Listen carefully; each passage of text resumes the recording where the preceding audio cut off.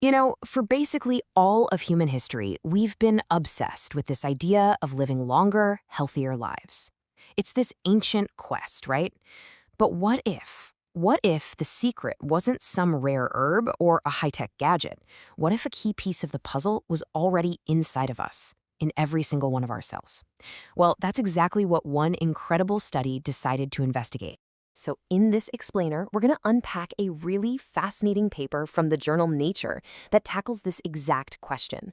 We're going to follow the scientific breadcrumbs, step by step, that led a team of researchers to a common molecule in our own bodies that appears to have this remarkable power over the whole aging process. All right, so how do you even start looking for a molecule that extends life? Well, the answer is you've got to start small, like really small. In this case, it all started with a tiny worm that ended up helping scientists make a giant leap forward. Scientists just love using this little nematode worm, C. elegans, to study aging. And for good reason. Its entire life is only a couple of weeks long, so you can see the effects of an experiment from birth all the way to death in a super short amount of time. So in this study, they took a whole bunch of metabolites, those are the small molecules involved in metabolism, and they tested them to see if any of them could make these little guys live longer. And boy, did one of them stand out. It's a molecule called alpha-ketoglutarate, or just alpha-Kg for short. Now, this isn't some weird synthetic chemical. Nope, it's actually a key player in the Krebs cycle, a process that our cells are using every single second to generate energy. And the effect it had, well, it was pretty astonishing. So, just how big of a difference are we talking about here?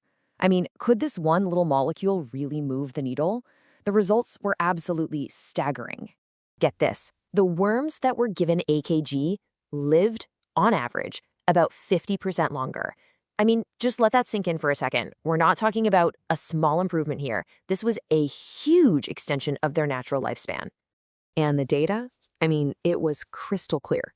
Just look at these survival curves. The black lines show you the normal lifespan for these worms, but the red lines, those are the worms treated with alpha-Kg. You can see it right there. Day after day, the alpha-Kg group just keeps on going, consistently and dramatically outliving the others.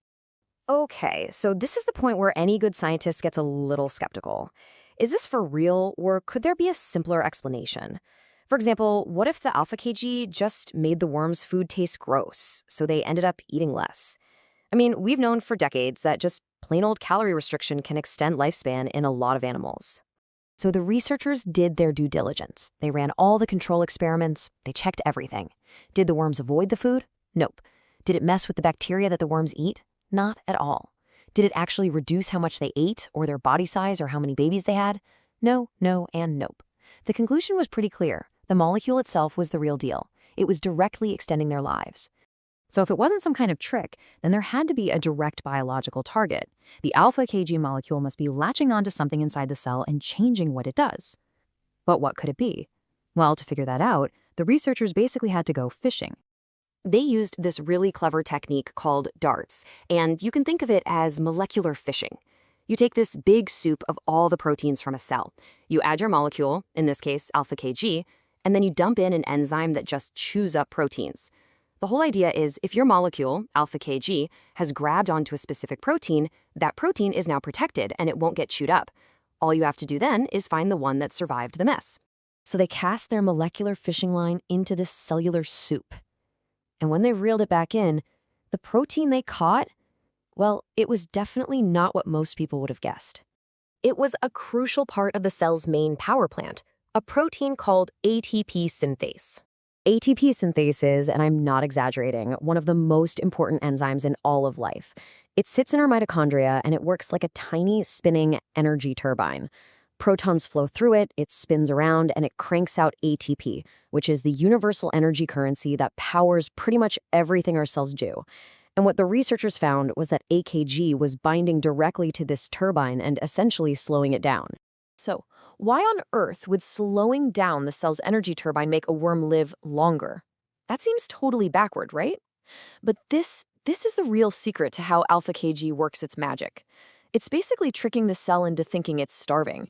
Okay, so let's walk through the whole chain of events. It's like a domino effect. First, AKG comes in and puts the brakes on that energy turbine, ATP synthase.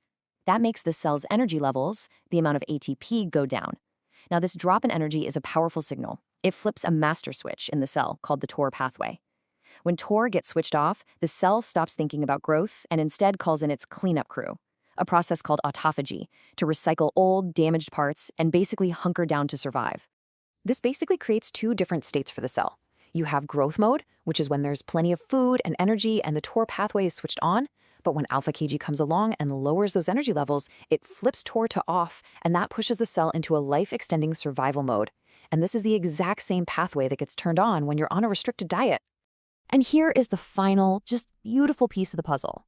When the researchers actually measured the levels of alpha-Kg inside worms that were on a restricted diet, what did they find? Their levels were naturally higher. So this means alpha-Kg isn't just some random molecule that mimics starvation. It's one of the key signals the body actually uses to kickstart this powerful survival state. Okay, so we've gone from a little worm living longer all the way down to a super detailed molecular mechanism. But what does all of this really mean for us? What's the bigger picture here? Well, this research is a really big deal for a few reasons.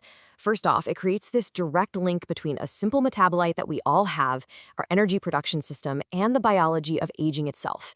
It really gives us a molecular explanation for how dietary restriction works and maybe suggests we could get some of those benefits without having to go on an extreme diet. The authors themselves said it best. They found a novel mechanism, a totally new way of understanding how lifespan can be extended, all connected back to how a key metabolite controls our cells' energy. This really just opens up whole new ways of thinking about health and longevity. And you know, there's another really exciting possibility here. That master switch for growth we talked about, the mTOR pathway, well, in many types of cancer, it's stuck in the on position, which drives all that out-of-control cell growth. So the fact that alpha-Kg can turn it off, that suggests it might be a natural, built-in tumor suppressor that our own bodies make. This whole incredible story started just by looking at the simple molecules that are already inside a living thing. It really makes you wonder, doesn't it? What other huge secrets about our health, about diseases, and about aging itself are just hiding in plain sight, waiting for us to ask the right questions?